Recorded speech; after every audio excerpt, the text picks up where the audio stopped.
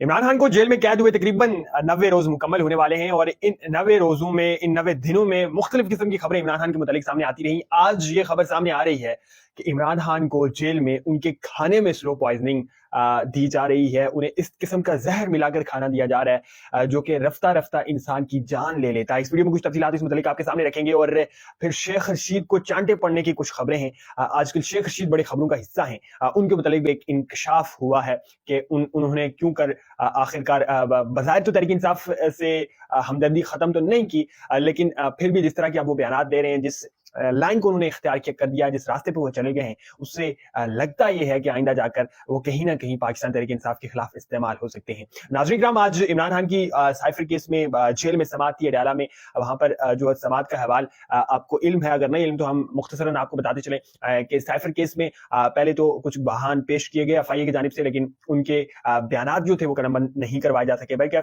Cipher case की जो समाअत है वो इख्तिताम पजीर हो गई। लेकिन दूसरी तरफ इमरान खान ने अपने वकला से मुलाकात में कुछ बातें कही हैं और उन बातों को सामने रखते हुए इमरान खान के वकील हैं, इनका नाम है आफ्ताब बाजवा, वो बाकायदा तौर पर ये दावा कर रहे हैं कि इमरान खान को खाने में स्लो पॉइजनिंग हो रही है। हम दरख्वास्त करेंगे कि डॉक्टर्स की टीम इनसे मुआयना करे।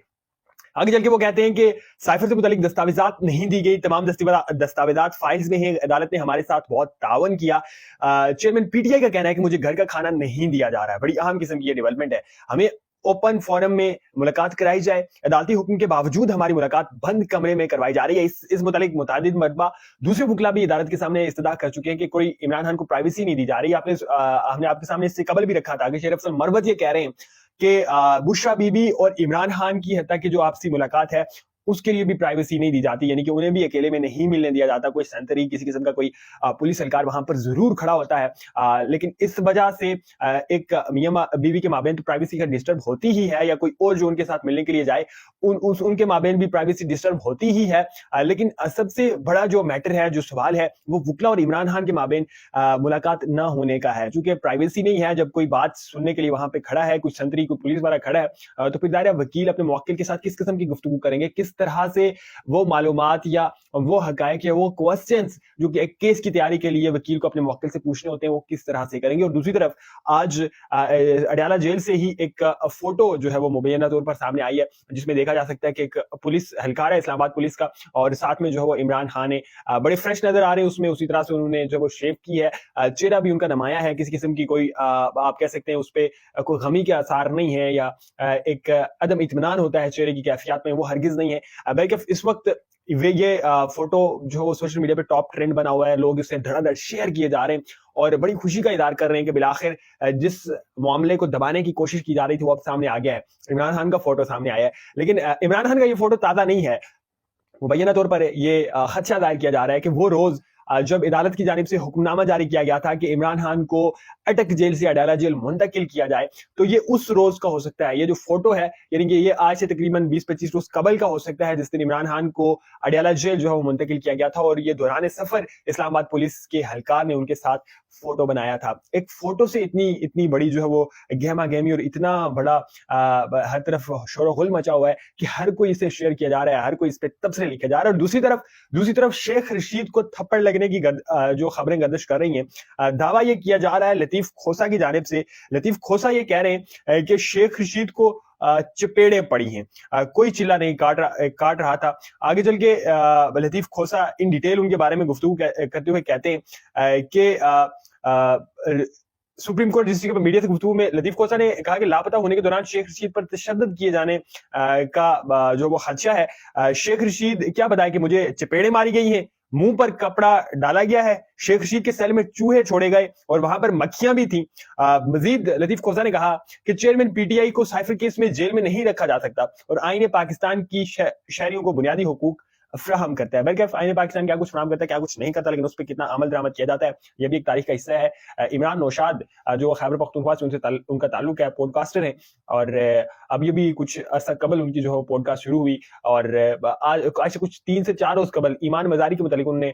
ईमान मजारी ने जो है वो उस पॉडकास्ट में शिरकत की और अपने ख्यालात का इजहार किया। فوج کے متعلق اداروں کے متعلق جو ہے ایمان مزاری نے اپنے خیالات کا اظہار کیا جن کا وہ اظہار بارہا متعدد مرتبہ مختلف پلیٹ فارمز پہ کر چکی ہے، لیکن ایمان مزاری وہیں پہ بیٹھی ہوئی ہیں، سیو ہیں، اپنے گھر میں ہیں۔ دوسری طرف جو وہ عمران نوشاد پچھلے 2 دن سے لاپتہ رہے اور پھر تقریباً